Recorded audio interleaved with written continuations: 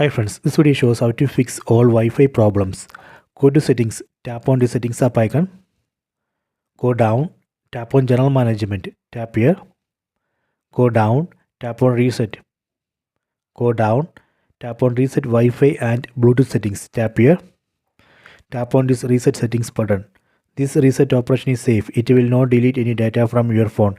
It will not delete your photos, videos, contacts, anything. It just reset only the Wi-Fi and Bluetooth settings, that's all. Tap on this reset settings button, tap here, see the message Wi-Fi and Bluetooth settings reset. Let me close this. Then again go to settings, tap on the settings app icon, tap on connections, then turn on Wi-Fi. Just tap here and turn on Wi-Fi. Then tap on this Wi-Fi label. Now phone is searching for nearby Wi-Fi networks. Let me set one Wi-Fi network. Let me select this home Wi-Fi. Tap here. Then enter Wi-Fi password.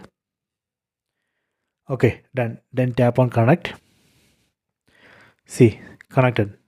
This way we can reset all Wi-Fi settings and fix all Wi-Fi problems.